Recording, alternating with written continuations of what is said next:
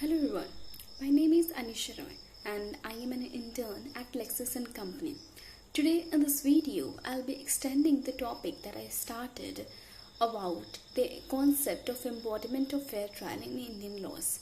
In this topic, I'll cover some other important attributes that are necessary and that show that that fair trial exists in India. Like the first one, that is the venue of the trial. Provisions regarding the venue of the trial also ensures that there is a concept of fair trial in Indian laws at every nook and corner, like the right to open court. It is an imperative as fairness in trial is more actualized by openness in court. It is necessary that the place of inquiry or trial is not highly inconvenient to the accused or cause any impediment in the defense preparation as trial at such place would not constitute fair trial.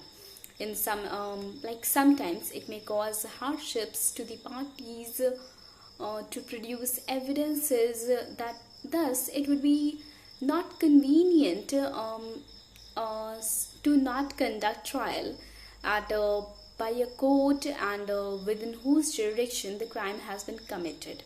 So, but in exceptional cases like section 327 clause 2, it says that for conducting criminal trials in camera with the discretion to the presiding magistrate of giving access to the court to a particular person who filed an application before the court. And the High Court also has the inherent jurisdiction to hold trials or part of a trial in camera or to prohibit publication of a part of its proceeding as well. Similar provisions that are also made for conducting a trial in camera are also found in section 53 of the Indian Divorce Act and section 14 of the Indian Official Secrets Act and section 22 of Hindu Marriage Act.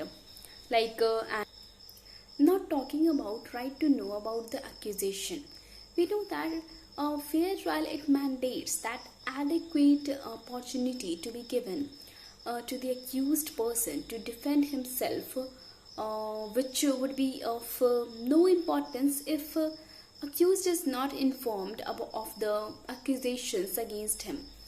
He is to be told about all the particulars of the offences as well, and for which he has been charged or for which he is brought before the court for the trial. In serious offences, the court is also required to frame in writing a formal charge and then to read and explain such charges to the accused. And it is also a constitutional mandate of Article 22 clause 1 that renders a right to be informed about the grounds of arrest as a fundamental right, and these grounds must be communicated to the accused person and in the language in which he or she understands. And section 211 of the CRPC, it also incorporates a right to have a precise and specific accusation. Now talking about accused person to be tried in his presence.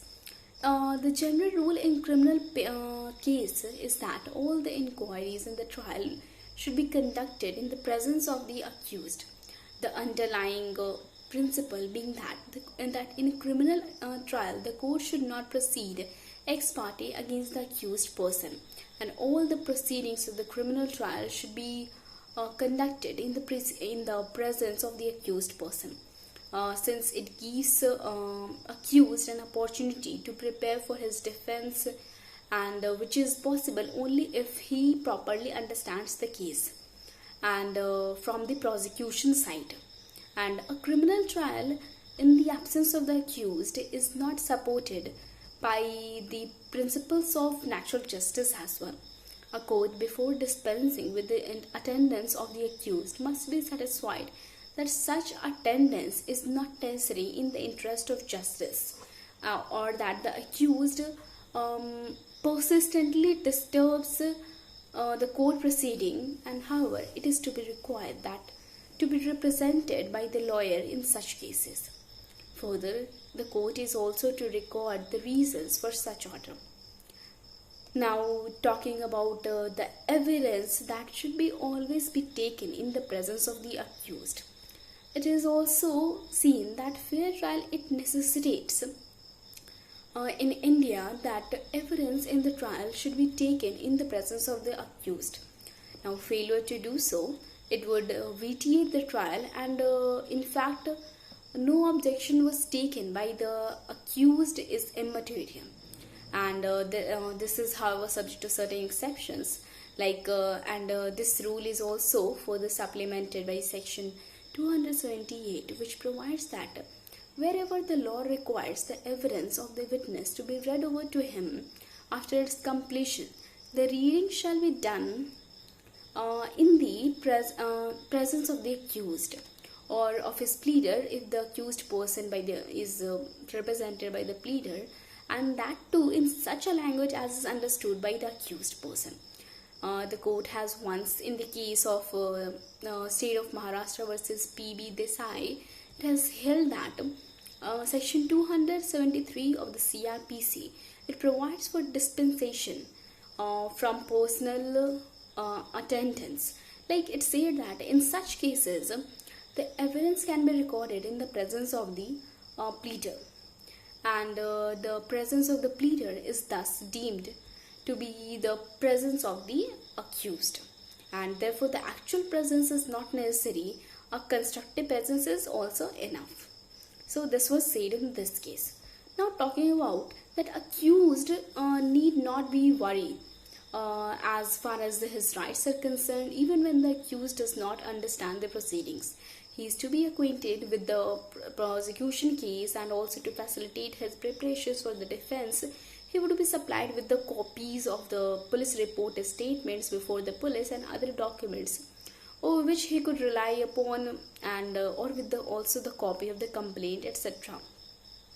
It is also based on the idea that difficulty should nowhere cause any reduction in the applications of provisions and the principles which envisages fair trial. So this was all made in such a way that fair trial would be ensured at all levels and at all stages. And now further talking about the cross-examination part, that this cross-examination of the prosecution witness.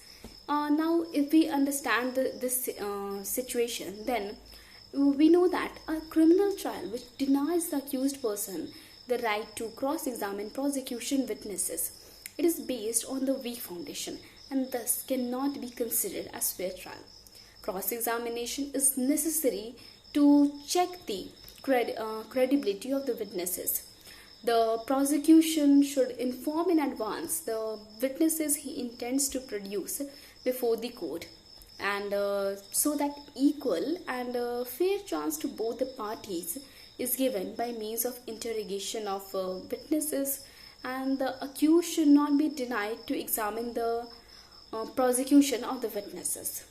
Now, talking about the concept of double jeopardy, it is said that this principle, which means that no person shall be prosecuted and punished for the same offence more than once. It is also a fundamental right which is protected under the Constitution under Article 20, Clause 2 of the Constitution. It says that if a person is prosecuted or convicted or acquitted, cannot be prosecuted again for the same offence or for the same or the other offence on the same facts. And Article 20, Clause 2 and Section 300, Clause 1, it also both somehow it demarcates over this, envisages over this point, but they differ from each other despite the meaning is same. However, so we can understand from all these things that right to fair trial is an all-pervasive concept which has permeated in every nook and corner of the Code of Criminal Procedure.